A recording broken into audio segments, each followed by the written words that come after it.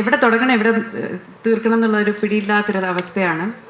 എല്ലാവരും പറഞ്ഞ പോലെ സുഭാഷ് ഇത്രയും ഒരു പാത്ത് ബ്രേക്കിംഗ് ആയിട്ടുള്ള ഒരു ക്യാരക്ടർ എഴുതുക എന്ന് പറഞ്ഞത് തമിഴിൽ സാർ മലയാളി എങ്ക ஆடியன்ஸ் சார் நான் மலையாளத்தில் தான் பேசுவேன் சார். சரி சார்.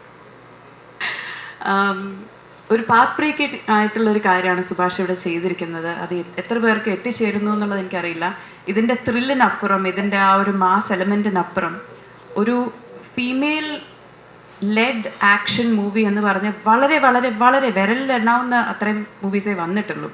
അത് ഓഡിയൻസിന് കൺവിൻസിങ് ആയിട്ട് എത്തിച്ചേർക്കുക എന്നുള്ളത് ഒരു ബ്രില്യൻ്റ് ആയിട്ടുള്ള ഒരു എഫേർട്ടും അത് ഭയങ്കരമായിട്ട് അപ്രീഷിയേറ്റഡ് ആയിട്ടുള്ള ഒരു കാര്യമാണ്.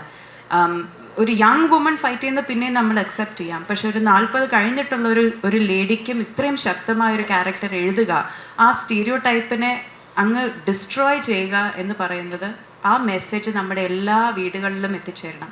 അതേപോലെ തന്നെ ഈ കുഞ്ഞു കുട്ടീനെ കാണുമ്പോൾ തന്നെ നമ്മുടെ ഓരോ മക്കൾക്ക്, ഇപ്പം എനിക്കൊരു മോളുണ്ട്, 4 വയസ്സായ ഒരു മകളുണ്ട്. അവൾക്കും ഇങ്ങനത്തെ പടങ്ങളൊക്കെ കുറച്ചുകൂടെ വലുതായിട്ട് കാണുമ്പോഴത്തേക്കും എനിക്കും ഒരു ജീവിതത്തിനെ നേരിടാൻ, ആൾക്കാരെ നേരിടാൻ, സൊസൈറ്റിനെ നേരിടാൻ ഞാൻ തന്നെ ഒരു സ്ട്രോങ് ആവണം എന്നുള്ളൊരു മെസ്സേജ് ഇതിനകത്തുണ്ട്. സോ ഈ മാസ് മസാല എല്ലാം, ആക്ഷൻ, ഹൈ ഒക്ടേൻ, എന്ത് വാക്ക് ഉപയോഗിച്ചാൽ പോലും ഇതിൻ്റെ പിന്നിൽ വളരെ ശക്തമായിട്ടുള്ളൊരു മെസ്സേജിങ്ങും ഒരു സൊസൈറ്റിനെ ബ്രേക്ക് ചെയ്യുന്ന, അതിൻ്റെ സ്റ്റീരിയോ ടൈപ്പിനെ ബ്രേക്ക് ചെയ്യുന്ന ഒരു കാര്യവും കൂടെ ഉണ്ട്. അങ്ങനത്തെ ഒരു സിനിമയുടെ ഭാഗമായതിൽ എനിക്ക് വളരെ വളരെ അധികം അഭിമാനമുണ്ട്.